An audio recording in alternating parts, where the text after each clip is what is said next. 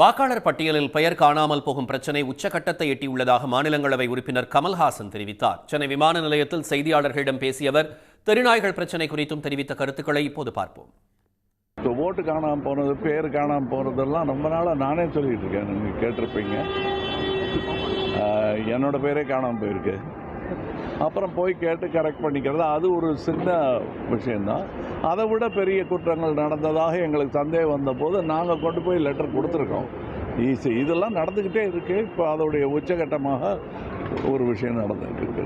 திருநாய்களோட தொல்லை ரொம்ப அதிகமாக இருக்குதுன்னு சொல்லிட்டு வராங்க. அதே மாதிரி விலங்கின ஆர்வலர்கள் வந்து பார்த்தீங்கன்னா ஒரு பக்கம் அதுக்கு சப்போர்ட் பண்ணுறாங்க, ஆனால் அதிகமாக பொதுமக்கள் பாதிக்கப்படுறாங்க. இது என்ன தீர்வு வரணும்னு நினைக்கிறீங்க?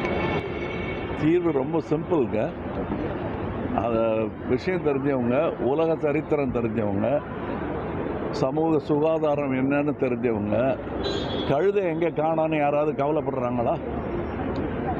கழுதைகள்லாம் காணாமல் போச்சு. நமக்காக எவ்வளோ பொதி சுமந்துருக்கு. இப்போ பார்க்குறதே இல்லையே கழுதை யாராவது காப்பாற்றணும்னு பேசுகிறாங்களா? எல்லா உயிர்களையும் காப்பாற்றணும், எவ்வளோ முடியுமோ காப்பாற்றணும். அவ்வளோதான் என்னுடைய கருத்து. உடனுக்குடன் செய்திகளை தெரிந்து கொள்ள சன் நியூஸ் பெல் ஐகானை கிளிக் பண்ணுங்க.